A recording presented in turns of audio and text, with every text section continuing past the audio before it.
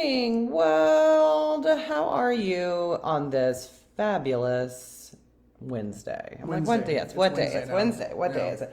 You may be wondering who this fellow is here that is next to me that is not Jennifer. This would be Will Lawrence, who is one of our very first agents on the team. He is here to talk to you today. We've been trying to get him on camera for quite some time, but we have decided that we need to start spreading the love with all of our agents because we all have incredible things to talk to you about.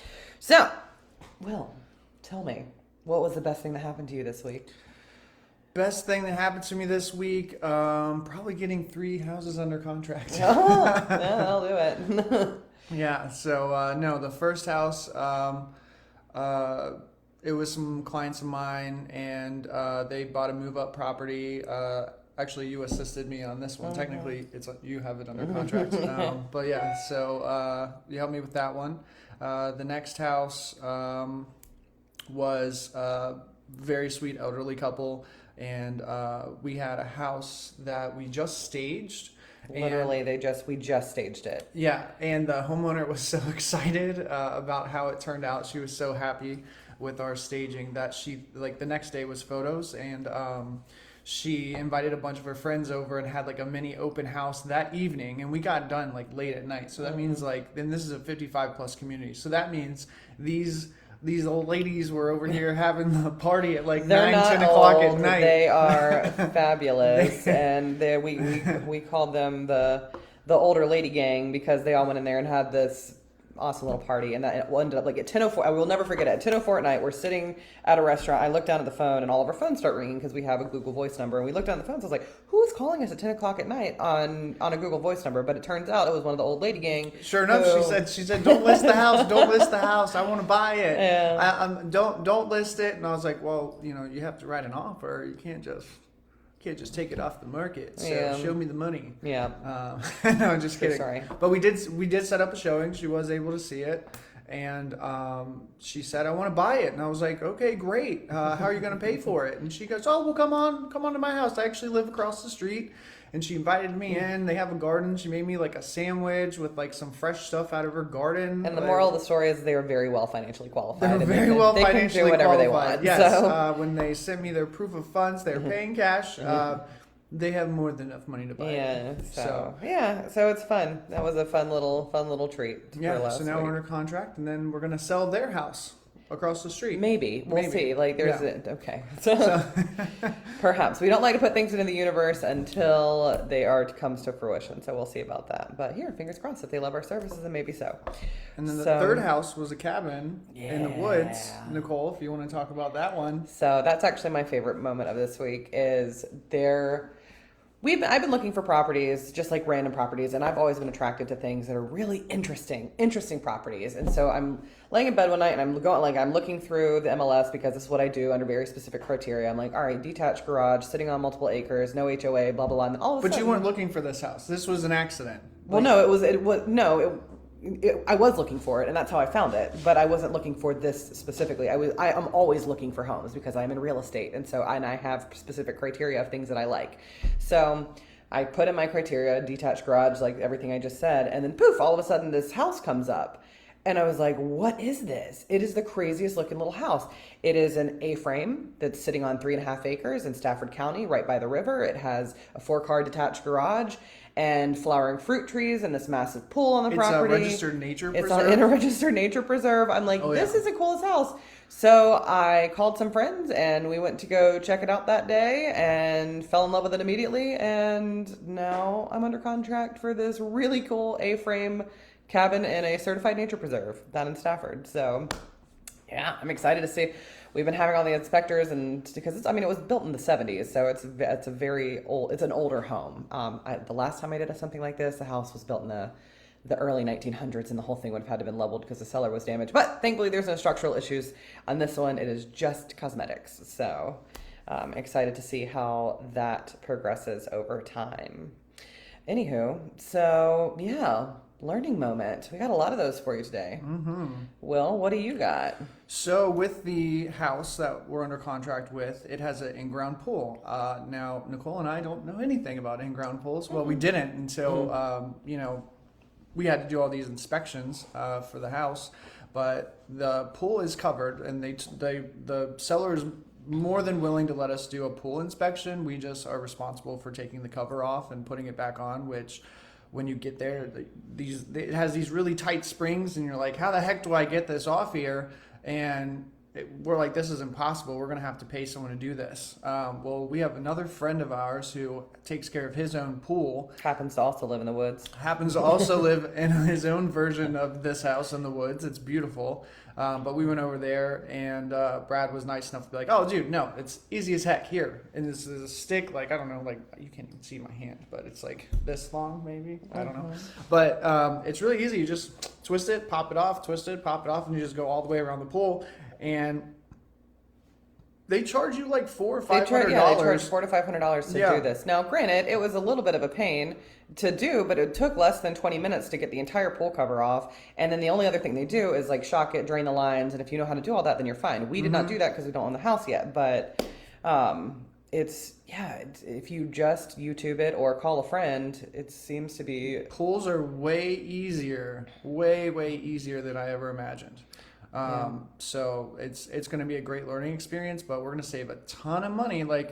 So expert advice, what we were told anyways, is you hire these expensive pool companies for the very first time that you open your pool. After you do that, you just watch what they're doing, pay attention, how much, chems are they putting in the pool, and, what do they do to open it, blah, blah, blah. Have them close it for you at the end of the season. Be like, all right, cool, we'll call you again, but really don't. You're just taking notes, and then from then on, you can do everything that they're doing and charging you an arm and a leg for, but you can do it at a significantly less cost, and it's not a big time commitment. But I will tell you that something I did learn out of that was the pool itself. You can't have it inspected unless it's clean. And so this particular pool, this house has been vacant for over a year. And so this pool has been closed for over a year. So whenever we open it up, it's really dirty. It's got the slime, sludge, all that stuff into it. So in order to have a proper pool inspection, which is what I'm currently trying to find now, is a pool company who can come and actually do a full clean on it, drain the water, inspect the lining, all that stuff, because this is a plaster pool, or a cement pool, and so to resurface something like that could be upwards of $10,000. So anyway, that's that. It's also an excellent pool if you're into skateboarding, because it's it's not like a normal pool. It's actually like huge and it's curvy, so it'd be awesome to do like drops in and stuff. If we ever drain it. All right, we are missing these comments. Good morning, Kelly, and good morning, Angie. Thank you, darlings. Can't wait to see the finished product in my neck of the woods. Yeah, it's going to be beautiful. We're fully renovating it. Yeah, we had the landscapers out there yesterday to see what to do with it. It's a really cool property. Yeah, we should have its own TikTok account, which we probably will. Maybe. Like, it's very Instagrammable. I will not be doing that, but if someone else would love happily do that. I already started posting some to. of that stuff on my story, and it's not even renovated yet. Yeah. So anyway, we're back to one of the most interesting things today is the Fed meets today. So I was talking to my lender today about all of the stuff that's going on, and she hasn't locked the rate yet. And so when I had the conversation with her, she's like, yeah, the Fed meets today. And I was like, well, I didn't think the Fed actually had anything to do with our mortgage rates, because mortgage rates are backed by private mortgage-backed securities. Anyway, so as it turns out, the Fed has been purchasing mortgage-backed securities through COVID. And so what they're expecting to happen today is the Fed is going to announce that they are going to stop with this purchasing, or not stop, but scale back is what she call it, for the mortgage-backed securities. And whenever that happens, that means the rates could go up. So I was asking her about like where the rates have been over the last several months, and she's like, we locked a conventional loan today at 2.99. The lowest she's seen conventional is 2.875, I believe is what she said. And then the lowest VA she's ever seen is 2.25. And right now they're sitting around 2.75. And you also learned about how some people will spend exorbitant amounts of money just to get their rates slightly dropped. Right, which her comparison was absolutely hilarious. But yeah, some people will pay up. She's seen people pay up to $10,000 just to have their rate dropped a little bit. But you always have to look at the comparison of what that would save. Because I asked her, I was like, well, if I don't take the credit and then I just if I just drop the rate, and she's like, well, you would have to pay $2,000 in order to drop from a 2.9 in order to get $30 a month. For $30 a month, it was like, so I would have to give you $2,000 for $30 a month. Taking that course over like the course of the loan, that doesn't even make any sense, because by the time that I would make that up, it would already be like I would already have refinanced the home at that point, probably. or done something else or paid it off or something. So it doesn't make sense to be able to pay. Put that $2,000 towards renovations. Yeah, exactly. Because God knows this poor little house needs it. But anyway, so that was very interesting. We'll see what happens. So I asked her to lock my rate today. So pro tip to any of you guys that are under contract who have been waiting to lock your rate, I would highly recommend that you lock your rate today, because you don't know what's going to happen after they meet this afternoon. Are you allowed, so question, if you lock your rate, are you allowed to like float it down later, or like how does that work? Well, that's another thing that I asked Lisa. So it's like they do float downs, but you have to it has to be more than 0.25%, a bigger jump in order to do that float down. So like I locked at 2.9, and if say the Fed says, all right, we're actually going to buy even more securities, and so the interest rates fall a little bit, it's actually going to end up being a little bit lower. And you just you can't float that down unless it's at 2.75. So exciting stuff there. Learned all sorts of stuff. Thank you, Lisa, for my learning moments this morning. I appreciate you. All right. So market update. Wilbur, go for it. We have all the things for market updates today. Yeah. Things are slowing down. It's still very much a seller's market, but if you're listing a house, it has to be, you can't have all these things that need to be fixed anymore. Buyers are having the ability to negotiate for repairs, and they're doing it. They're also just straight up not putting in offers on houses that don't make sense for them. If you don't list your house, if you don't price it right, you can't, it's going to sit. So, price your houses right. It's silly right now. And in certain areas too, the condos are just sitting. So they're accruing more days on market. It's just not, things that were going in a couple of hours are now sitting for a week or two. So it's true. I think we've talked about that a couple of times on here. It's interesting. Not much has changed there.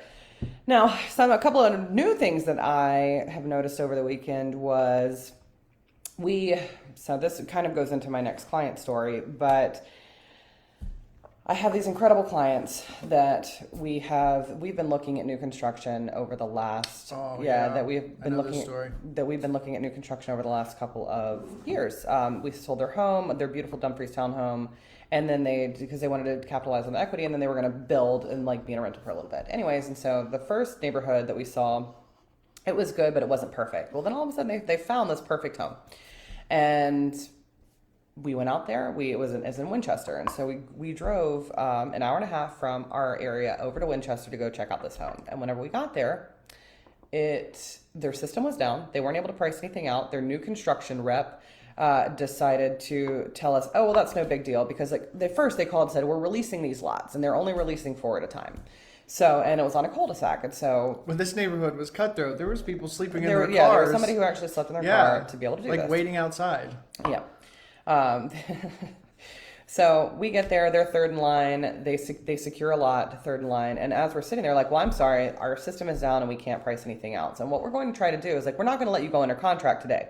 We're going to space this out, and they're going to go under contract, and then 4 days later, we're going to let this person go under contract, and then you guys 8 days later are going to be able to go under contract. And we're doing this in order to try to convince our corporate office not to go up in price, which turned out to be complete bullcrap. Because do you know what happened? Richmond American Homes with your completely worthless new home construction. And I have all of the permission from my client to blast these people, because she's going to report them to the Better Business Bureau, which is, and hopefully other things. Because we'll explain what ended up happening. Because what's absolutely insane is you show up, the price is listed, the price out here is listed as saying this is what the base price is going to be.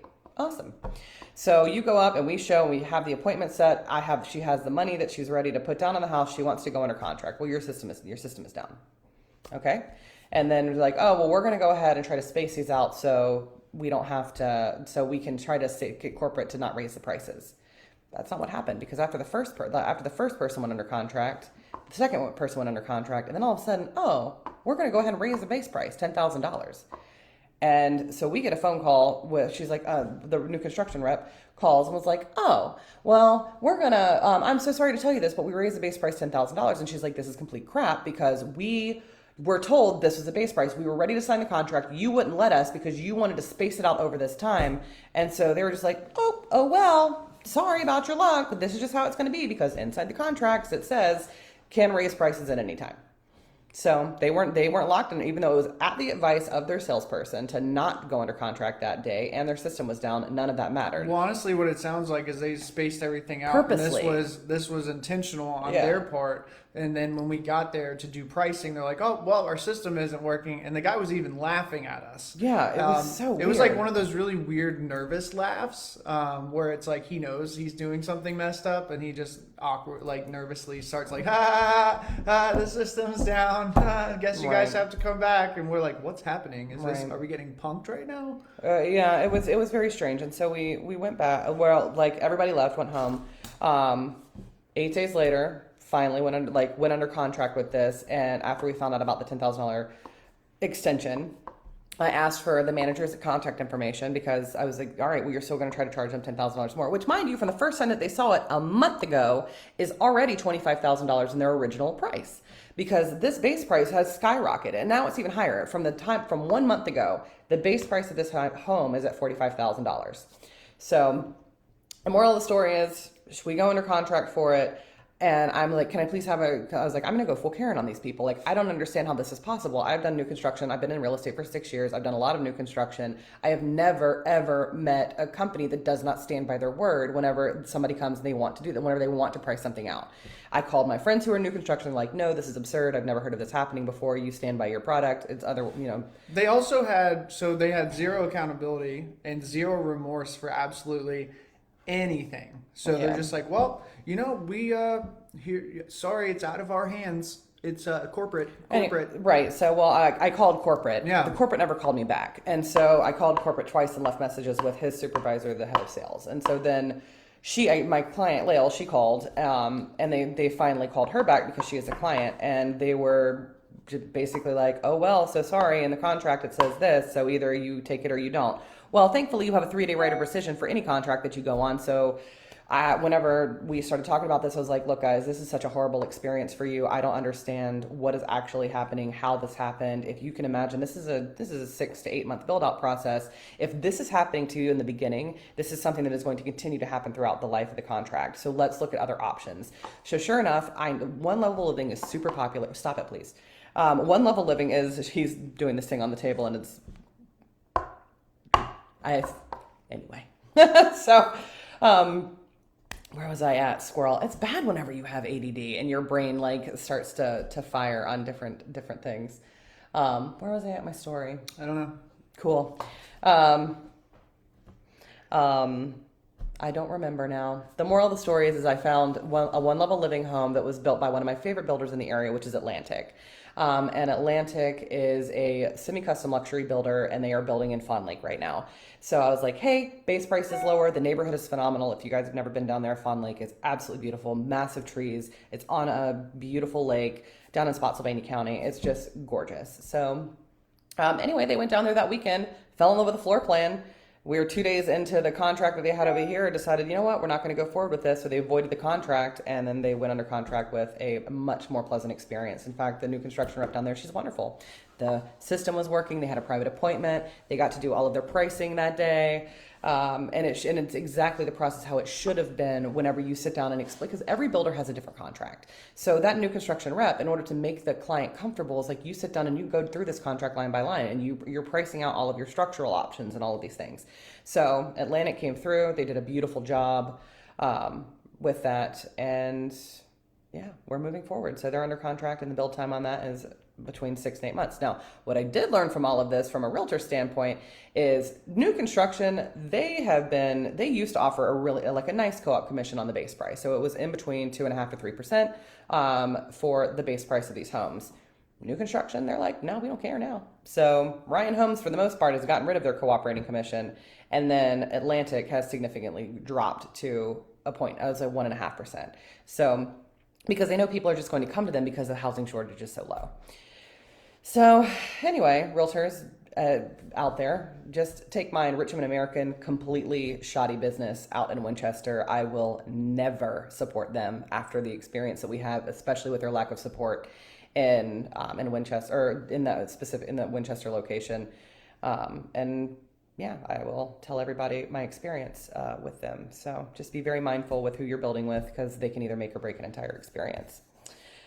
Yeah, but as far as other market updates, one of the things that we mentioned in our post is that Zillow, interestingly enough, so Zillow, I'm sure you guys know. Will, do you want to explain what is Zillow at this point or what have they been over the last 3.5 years, in addition to just a lead platform for agents? Yeah, I mean, other than their like forward-facing platform that everyone's used to going on and seeing homes and everything, they also started doing an iBuyer program that they started this last 3 years. Yeah, so they started buying homes, but they are buying them at a loss. So they actually have not been profitable during this program, and we just read an article on this, and it turns out in the article they canceled the iBuying program because it's been losing money.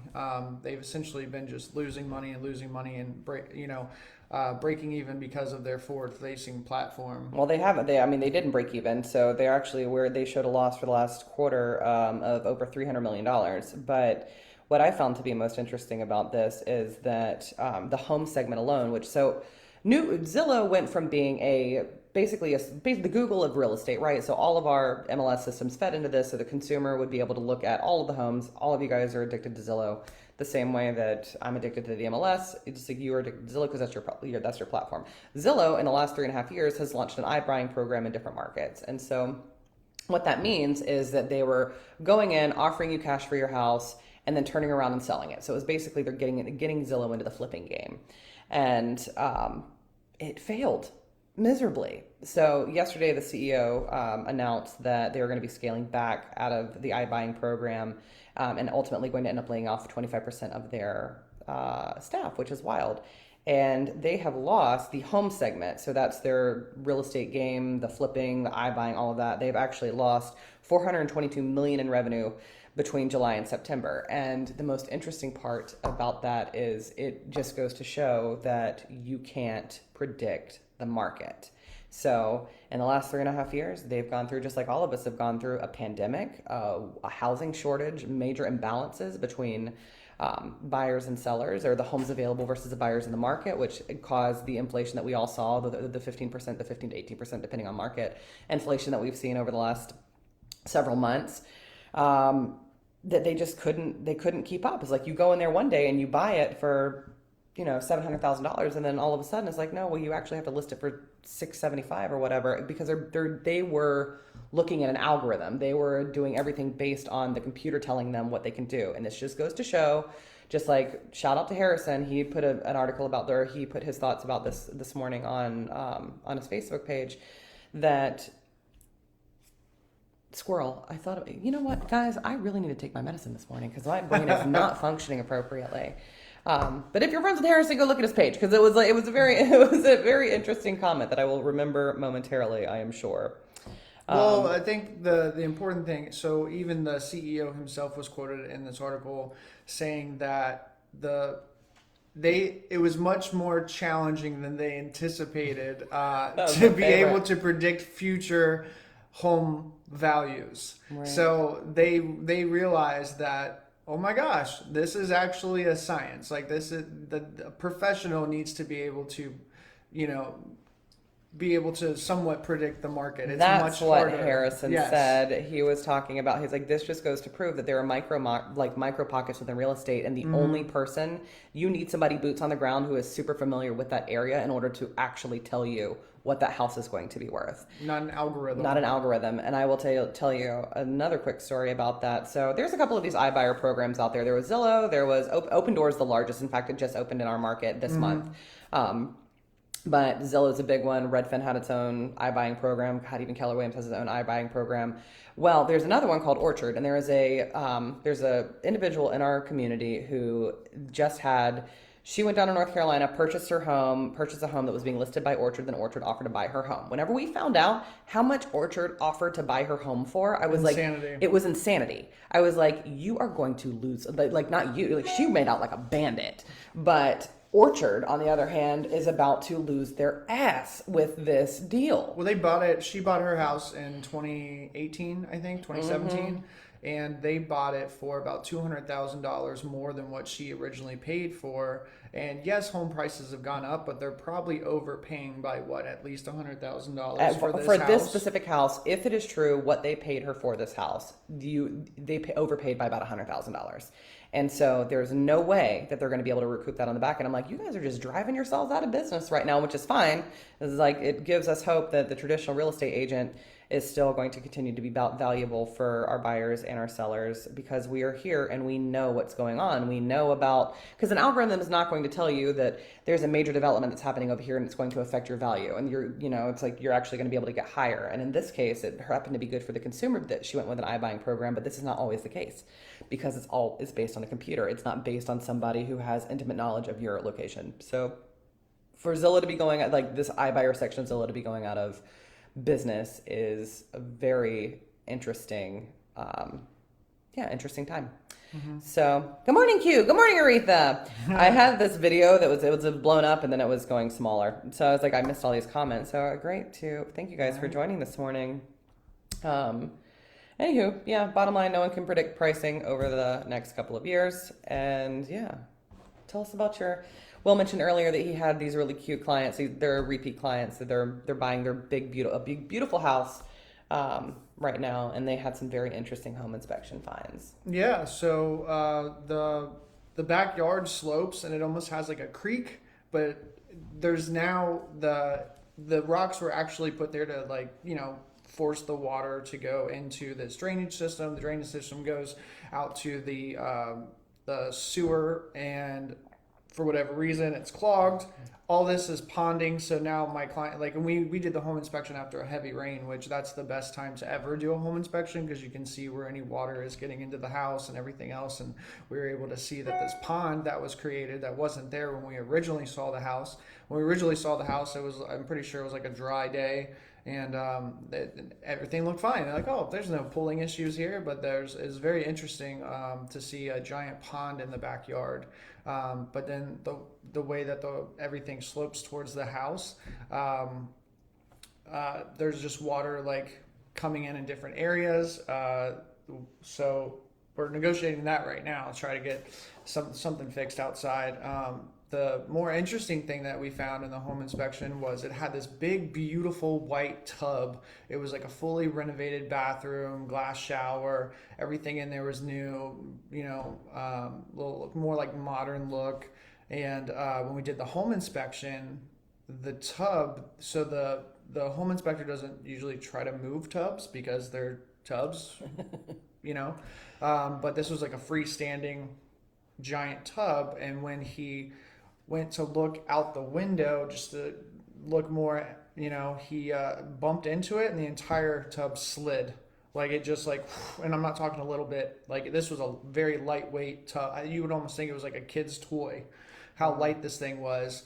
But no, it wasn't fastened to the ground, and then underneath it, whatever tubing that they use for it wasn't draining correctly. So we literally, with one person, we lifted up the tub, looked underneath it, looked at the drain, saw it wasn't draining.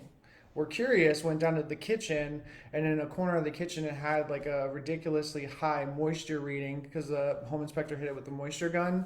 And sure enough, there's an active leak inside the house.